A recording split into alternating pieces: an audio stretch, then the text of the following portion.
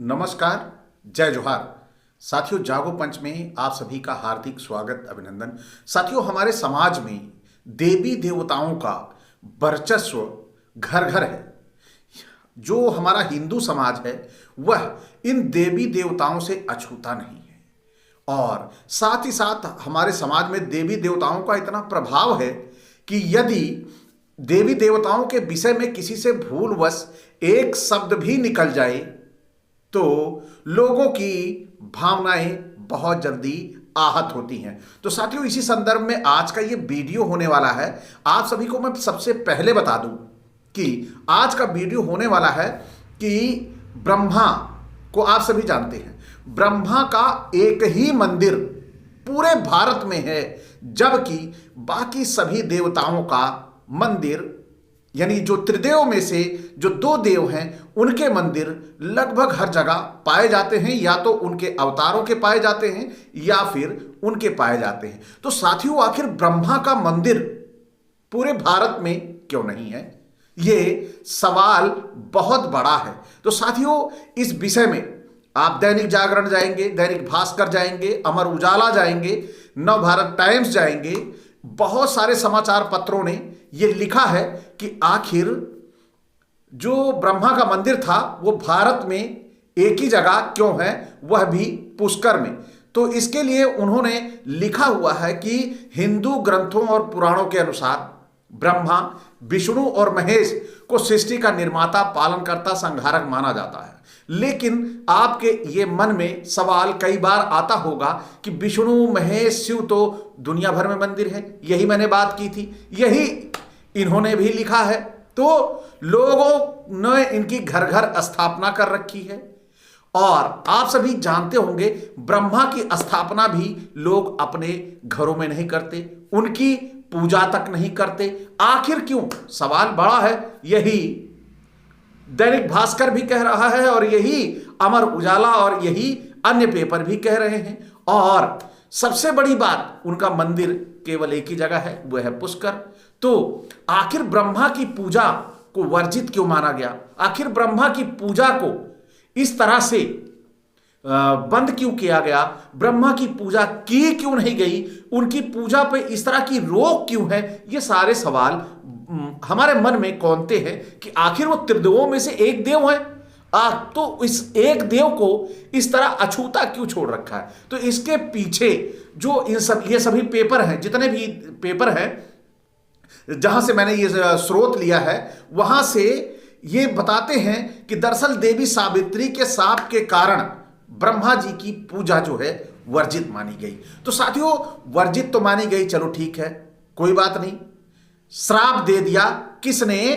सावित्री जी ने। तो सावित्री जी ने श्राप दिया। मैं ये वीडियो के आखिरी में बात करूंगा। सबसे पहले वो श्राप देने वाली कहानी, जो श्राप है, वो कहानी क्या थी कि आखिर सावित्री को श्राप देने की आखिर जरूरत आ क्या गई। तो आइए चलते हैं उस कहानी पे, थोड़ा ध्यान दे लिया जाए। इन समाचार पत्रों के अनुसार तो देवी सावित्री ने जो श्राप दिया था, पुराणों के अनुसार एक बार ब्रह्मा जी हाथ में कमल का फूल लिए हुए अपने वाहन पर, हंस पर सवार होकर अग्नि यज्ञ के लिए उचित स्थान की तलाश कर रहे थे। तभी एक जगह पर उनके हाथ से कमल का फूल गिर गया। फूल के धरती पर गिरते ही धरती पर एक झरना बन गया, और उस झरने से 3 सरोवर बन गए। जिन जगहों पर ये 3 झरनन बने उन्हें ब्रह्म पुष्कर, विष्णु पुष्कर और शिव पुष्कर के नाम से जाना जाता है। यह देखकर ब्रह्मा जी ने इसी जगह पर यज्ञ करने का निर्णय लिया। और सबसे बड़ी बात, यज्ञ करने का निर्णय तो ले लिया, लेकिन क्या ऐसा पाप हो गया यज्ञ में ब्रह्मा जी से? यह सवाल बड़ा है। ब्रह्मा जी से कौन सा ऐसा पाप हुआ? आखिर यज्ञ करने का निर्णय लिया, यह तो बड़ा अच्छा निर्णय था, यह तो कोई बुरा नहीं था। तो यहां पर श्राप की बात कहां आ जाती है? तो साथियों, आप बने रहिए, देखिए कि ब्रह्मा की गलती, ब्रह्मा की भूल क्या है। अब ये आपके सामने है। यज्ञ में ब्रह्मा जी के साथ पत्नी होना अनिवार्य था। अब आप कहेंगे सावित्री तो उनकी पत्नी थी, लेकिन यहां सावित्री भगवान ब्रह्मा की पत्नी तो थी, लेकिन वो वहां नहीं थी, और शुभ मुहूर्त निकला जा रहा था। यानी सृष्टि के निर्माता ब्रह्मा को भी शुभ मुहूर्त की जरूरत थी। यानी ब्रह्मा भी किसी ब्राह्मण से विचार करवा के आए थे, किसी ब्राह्मण से उन्होंने शुभ मुहूर्त निकलवा लिया था कि अगर इस शुभ मुहूर्त में नहीं हुआ तो आपका यज्ञ सफल नहीं होगा। इस कारण ब्रह्मा जी ने उसी समय वहां मौजूद एक सुंदर स्त्री के विवाह करके यज्ञ संपन्न कर लिया। यह बात देवी सावित्री को पता चली। अब देवी सावित्री आग बबूला। कैसे आग बबूला? आग बबूला यूं कि एक मेरे रहते हुए उन्होंने दूसरी पत्नी से कैसे यह विवाह कर लिया। इससे नाराज होकर उन्होंने ब्रह्मा को यह शाप दे दिया कि जिसने सृष्टि की रचना की, पूरी सृष्टि में उसी की कहीं पूजा नहीं की जाएगी। पुष्कर को छोड़कर पूरे विश्व में भगवान ब्रह्मा का कहीं मंदिर नहीं है। इसी श्राप की वजह से ब्रह्मा जी एकमात्र मंदिर पुष्कर में है। अब साथियों, आइए थोड़ी सी बात कर ली जाए कि आखिर ये जो श्राप दिया, ये श्राप देने वाला कौन था? सृष्टि के निर्माता ब्रह्मा की पत्नी। तो यहां पर ये सीसीटीवी कैमरा लगाने वाला कौन है कि जिसने जाकर देखा कि ब्रह्मा वहां पर दूसरी पत्नी लेके शादी करके ये यज्ञ करा रहे हैं। ये सोचने वाली बात है। दूसरी, सृष्टि के निर्माता के लिए पहली स्त्री दूसरी स्त्री का क्या मतलब बनता है? क्या सावित्री इतनी जलनखोर थी, ईर्ष्यालु थी कि वो दूसरी पत्नी बर्दाश्त नहीं कर पाई ब्रह्मा की? वो तो साक्षात देवी थी, और साक्षात देवी हैं तो उन्हें भी यज्ञ का महत्व तो पता ही होगा। लेकिन साथियों, ये लेखक है, लेखक ने कलम उठाई और उसे ब्रह्मा की इज्जत का ख्याल नहीं हुआ, ब्रह्मा के सम्मान का ख्याल नहीं हुआ, और ब्रह्मा के जो सृष्टि का निर्माता है उसके विषय में ऐसा लिख दिया कि जैसे उस लेखक की पत्नी थी, या लेखक जैसे समाज में अपनी पत्नी, लोगों की पत्नियों को देखता है कि वो एक पति के साथ जब दूसरी पत्नी को देख लेती हैं तो उनके अंदर ईर्ष्या, ज्वेलसी, ये सब भाव आ जाते हैं, सौतेलापन, ये जब भाव आ जाता है, वही भाव उन्होंने ब्रह्मा जी के लिए भी सोच लिया कि वहां पर सावित्री उनकी जो पत्नी थी, उन्होंने भी अपने अंदर ये भाव लाकर श्राप दे दिया कि जाओ तुम्हारा यहीं पर पूजा होगा। अब आप समझ सकते हैं क्या? और दूसरी बात वो मैं आपको आगे बताऊंगा, लेकिन थोड़ी सी कहानी यहां पर और जो बची है वह बता दूं। तो ब्रह्मा जी ने यही रचा था ब्रह्मांड। यानी पद्म पुराण के अनुसार ब्रह्मा जी पुष्कर के इस स्थान पर 10,000 साल तक रहे थे। इस दौरान उन्होंने सृष्टि की रचना की। इसके साथ उन्होंने 5 दिनों तक यज्ञ किया था। इसी यज्ञ के दौरान सावित्री पहुंच गई थी। आज भी श्रद्धालु केवल दूर से ही ब्रह्मा जी का दर्शन करते हैं। और पुराण के अनुसार गुस्सा कम होने के बाद सावित्री पुष्कर के पास मौजूद पहाड़ियों पर जाकर तपस्या करने चली गई। मान्यताओं के अनुसार सावित्री देवी मंदिर में रहकर भक्तों का कल्याण करती हैं। तो साथियों, ये थी कहानी अखबारों की, जो आपके देवी देवताओं की कहानियां आपको परोस कर देते हैं। अब सवाल यह उठता है, इन्होंने कहा ब्रह्मा कितने हजार साल रहा था? 10,000 साल तक कहां रहा था? पुष्कर में। आपके इसी भारत के पुष्कर में ब्रह्मा रहते थे। अब ये सोचने वाली बात है ना। तो ब्रह्मलोक किस लिए था? ब्रह्मलोक छोड़कर पृथ्वी पर रहने क्यों आए थे? और सृष्टि का ही निर्माण करने के लिए वहां रह के उनको करना चाहिए था। सृष्टि का निर्माण रह के यहां करने की क्या जरूरत थी? वो तो मतलब जिसे बोलते हैं निर्माता, यानी क्या वो घर बनाने वाले थे कि एक एक ईंट जोड़ के? जो चमत्कार करके सब बना सकता है, चमत्कार करके सब जोड़ सकता है, क्या राजगीर थे वो?